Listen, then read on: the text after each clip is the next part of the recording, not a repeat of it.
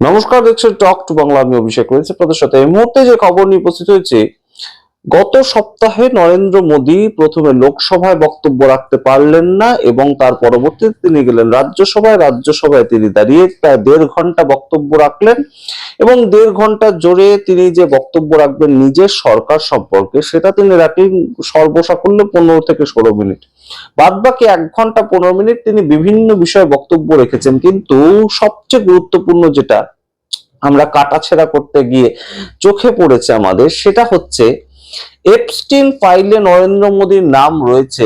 এই বক্তব্যটা সংসদে দাঁড়িয়ে প্রথম যে ব্যক্তি বলেছিলেন তিনি হচ্ছেন আম আদমি পার্টির সঞ্জয় সিং। এবং এই আম আদমি পার্টির সঞ্জয় সিং এই বক্তব্যটা রেখে বলেছিলেন যে ভারতীয় জনতা পার্টি এই মুহূর্তে সরাসরি প্রকাশ করুক তাদের কি বক্তব্য এই সম্পর্কে। এপস্টিন ফাইল, সেখানে কেন ভারতবর্ষের প্রধানমন্ত্রীর নাম থাকবে? এটা তো আমাদেরই দেখতে খারাপ লাগছে। তো ভারতীয় জনতা পার্টি কেন তাদের অবস্থান এই সম্বন্ধে ক্লিয়ার করছে না?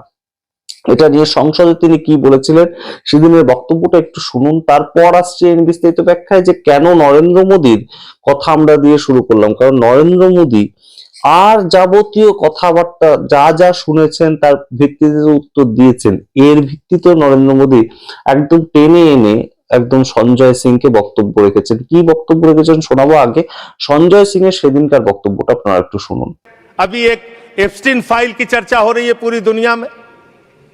उसके बारे में भारत के प्रधानमंत्री को आरोपित किया गया।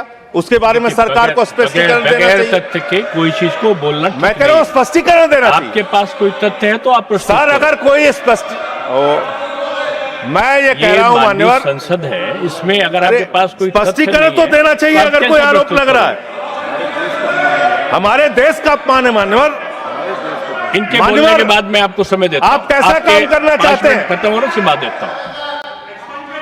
अरे भाई, भारत के प्रधानमंत्री पे आरोप लग रहा है, आप लोग उस आरोप का जवाब नहीं देना चाहते। আপনারা শুনলেন সঞ্জয় সিং এর সেদিনকার একটি বক্তব্য এবং এর সঙ্গে আরো কিছু বক্তব্য ছিল, সেগুলোতে আমরা পরে আসছি। কিন্তু এই সংক্রান্ত বিষয় নরেন্দ্র মোদী যে বেশ খানিকটা ওয়াকিবহল এবং অবশ্যই নরেন্দ্র মোদী যে বেশ খানিকটা এই সম্পর্কে তিনি ভাবনা চিন্তার মধ্যেই রয়েছেন, সেটা তার বক্তব্যে কিন্তু উঠে আসছে। এই সম্পর্কে নরেন্দ্র মোদী যখনই বলতে গেছেন রাজ্যসভায় দাঁড়িয়ে, তিনি পারতেন সঞ্জয় সিংকে সম্পূর্ণ অগ্রাহ্য করে চলে যেতে পারতেন, একদম পলিটিক্যাল ইগনোরেন্স দেখিয়ে তিনি চলে যেতে পারতেন। তিনি দেশের প্রধানমন্ত্রী, কেন একজন রাজ্যসভার সাংসদ তাকে পাত্তা দেবেন, তাও আম আদমি পার্টির সাংসদ, যাদের সরকার শুধুমাত্র পাঞ্জাবে চলছে। কিন্তু নরেন্দ্র মোদী কি করেছেন, তাকে নিয়ে কি বক্তব্য রেখেছেন আপনারা একবার শুনুন, তারপর আসছি আমি বিস্তারিত ব্যাখ্যায়। हमारे माननीय सदस्य काफी कुछ बोल रहे थे, जिनकी पूरी सरकार शराब में डूब गई, जिनके शीश महल घर घर में नफरत का कारण बन गए, और शायद उनको ब्लैक शब्द ज्यादा पसंद है। हर एक अपना अपना एक भूतकाल होता है। আপনারা শুনলেন নরেন্দ্র মোদীর বক্তব্য। ছোট্ট ছোট্ট বক্তব্য, কিন্তু অনেক কিছু এর থেকে বেরিয়ে আসে। এবং আপনাদেরকে এবার দেখাই যে রাজ্যসভাতে দাঁড়িয়ে নরেন্দ্র মোদী ঘুষপেটিয়া, বিহারে দাঁড়িয়ে নরেন্দ্র মোদী ঘুষপেটিয়া, পশ্চিমবঙ্গে যখন আসেন প্রচার করতে ঘুষপেটিয়া। এই যে অনুপ্রবেশকারী নিয়ে তার বিভিন্ন সময় বিভিন্ন বক্তব্য থাকে। এই রাজ্যসভার যে বক্তব্য সেখানেও ছিল। সেখানে তিনি বলেন যে রাজ্যের মুখ্যমন্ত্রী মমতা বন্দ্যোপাধ্যায় পশ্চিমবঙ্গের থেকে তিনি ঘুষপেটিয়াদেরকে বাঁচানোর জন্য নাকি চলে গিয়েছিলেন সুপ্রিম কোর্টে।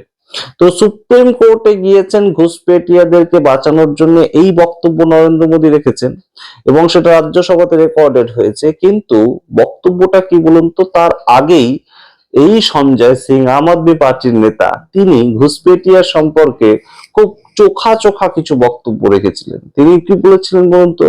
তিনি বলেছিলেন যে কতজন ঘুষপেটিয়াকে এই সরকার ধরতে পেরেছে, সেই সংখ্যাটা কি বলছে। সেই সংখ্যাটা আদপে এই তথ্য দেয় যে গত 11 বছর ধরে 2500-এর বেশি অর্থাৎ 2600 মতন ঘুষপেটিয়া বা অনুপ্রবেশকারীকে ভারতীয় সরকার একদম ধরেছে এবং পুশব্যাক করেছে। সেটা মায়ানমার হতে পারে কিংবা অন্যান্য দেশ হতে পারে, বাংলাদেশ ইত্যাদি। কিন্তু এর আগের যে সরকার ছিল ইউপিএ 1 ইউপিএ 2, এই যে 2004 থেকে 14 পর্যন্ত এই সরকার, তারা কতজন ঘুষপেটিয়াকে ধরেছে বলুন তো?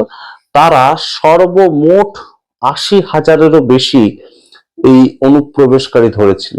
তাহলে আদপে কোন সরকার অনুপ্রবেশকারী ধরতে বেশি সফল? কোন সরকার অনুপ্রবেশকারী নিয়ে বেশি প্রচার করছে?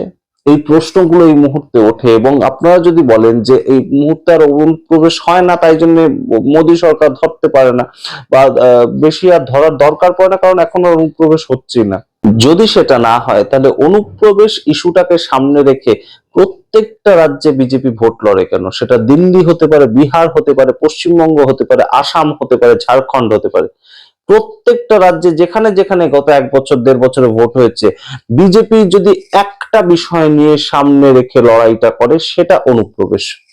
সেটা অনুপ্রবেশ, হিন্দু মুসলিম তার থেকেও বড় বক্তব্য তাদের হয়ে যায় অনুপ্রবেশ। এই সরকার অনুপ্রবেশকারীদের বাঁচাতে চাইছে, এই সরকার অনুপ্রবেশকারীদেরকে রক্ষা করতে চাইছে, এই বিষয়টা নিয়ে তার বক্তব্য। এবং আসামে যেখানে হেমন্ত বিশ্ব শর্মার সরকার চলছে, সেখানে পর্যন্ত তিনি অনুপ্রবেশকারীর ভয় দেখিয়েই ভোট চাইছেন যে আপনাদের এই সরকার অনুপ্রবেশকারীকে আটকেছে, আগের সরকার যে ছিল তারা অনুপ্রবেশকারী একদম পিলপিল করে ঢোকাতো। এবং বিহারে গিয়ে, ঝাড়খণ্ডে গিয়ে, পশ্চিমবঙ্গে এসে একই কথা বলেন সবসময় অনুপ্রবেশকারী সম্বন্ধে। কিন্তু সেটা সম্বন্ধে রাজ্যসভায় দাঁড়িয়ে দেশের প্রধানমন্ত্রী কি বলেছিলেন আপনারা শুনলেন। কিন্তু এবার আপনারা খুব গুরুত্বপূর্ণভাবে শুনুন এই অনুপ্রবেশকারী আটকানো সম্পর্কে সঞ্জয় সিং এর বক্তব্য। সঞ্জয় সিং এই সামগ্রিক বিষয়টা নিয়েও আগে বলে ফেলেছে। मैं आपके माध्यम से इस सरकार से पूछना चाहता हूं, 11 साल से इस देश में ट्रंप की सरकार तो है नहीं, न बराक ओबामा की सरकार है, न बाइडेन की सरकार है। यहां पर प्रधानमंत्री नरेंद्र मोदी जी हैं और गृह मंत्री अमित शाह जी हैं। आपने 11 साल में कितने घुसपैठिए हिंदुस्तान से भगाए? इसके बारे में आंकड़ा दीजिए सदन को आप जानकारी दीजिए। आप बिहार जाते हैं, वहां घुसपैठिया चिल्लाते हैं, झारखंड जाते हैं, वहां घुसपैठिया चिल्लाते हैं, दिल्ली आते हैं, वहां घुसपैठिया चिल्लाते हैं, हरियाणा जाते हैं, वहां घुसपैठिया चिल्लाते हैं, महाराष्ट्र जाते हैं, वहां घुसपैठिया चिल्लाते हैं, आसाम जाते हैं, वहां घुसपैठिया चिल्लाते हैं, घुसपैठिया पकड़ नहीं पाते। यह कौन सा घुसपैठिया है? जहां पर चुनाव होगा वहां आपको घुसपैठिया मिल जाते हैं, आप पूरा चुनाव उसके ऊपर करते हैं। कितने घुसपैठिया बिहार में मिले इसको बताइए, देश को, इस सदन में बताइए। मैं आपको बताना चाहता हूं मान्यवर, मात्र 315 वहां पर विदेशी नागरिक मिले, जिसमें 78 मुसलमान थे, बाकी नेपाल के हिंदू थे। उसको आप इसलिए आंकड़ा नहीं जारी कर रहे हैं। 65 लाख में सिर्फ 315 मिले, आपकी छाती पे तो सांप लौटने लगा, आपको तो मजा आया नहीं। তো সমস্ত দিক থেকে সম্পূর্ণ বক্তব্য যে রাজ্যসভাতে বা লোকসভাতে কি কি হচ্ছে বা হচ্ছে না, কে কি বলছেন, সমস্তটাই যে শুনছেন দেশের প্রধানমন্ত্রী, এটা কিন্তু তার একটা বড় সড় প্রমাণ। সঞ্জয় সিং তিনি রাজ্যসভায় আছেন, তিনি বলেন বিভিন্ন সময়ে, কিন্তু আম আদমি পার্টির নেতা, তিনি ইন্ডিয়া অ্যালায়েন্সেরও কেউ নয়, কিন্তু তাকে যে গুরুত্ব দিতে হচ্ছে নরেন্দ্র মোদীকে, সেটা কিন্তু একটা বড় সড় ফ্যাক্টর। কারণ খুব পয়েন্ট ওয়াইজ প্রশ্ন করেন সঞ্জয় সিং এবং পয়েন্ট ওয়াইজ বক্তব্য রাখেন। এপস্টিন ফাইল হতে পারে কিংবা অনুপ্রবেশকারী হতে পারে, সঞ্জয় সিং অবশ্যই যে বক্তব্যগুলো তুলে ধরেছেন সেটা নরেন্দ্র মোদীকে যে পীড়া দিয়েছে সেটা প্রমাণিত। এবং মমতা বন্দ্যোপাধ্যায়ের সুপ্রিম কোর্টে ছুটে যাওয়া, সেটাও যে বেশ খানিকটা পীড়া দিয়েছে নরেন্দ্র মোদীকে, সেটাও কিন্তু স্পষ্ট অনুপ্রবেশকারী সম্পর্কে তার বক্তব্য অনুযায়ী। दुनिया का समृद्ध से समृद्ध देश भी अपने यहां गैर कानूनी नागरिकों को बाहर निकाल रहा है। हमारे देश में घुसपैठियों को बचाने के लिए अदालतों को तब तक प्रेशर पैदा किया जा रहा है। मेरे देश का नौजवान कैसे ऐसे लोगों को माफ करेगा जो घुसपैठियों की वकालत करने के लिए ताकत लगा रहे हैं? और घुसपैठिए मेरे देश के नौजवानों के हक छीन रहे हैं। আপনারা আপনাদের মতামত কমেন্ট বক্সে কমেন্ট করুন। দেখতে থাকুন টক টু বাংলা। অবশ্যই টক টু বাংলা ইউটিউব চ্যানেলটিকে সাবস্ক্রাইব করে দিন। ধন্যবাদ।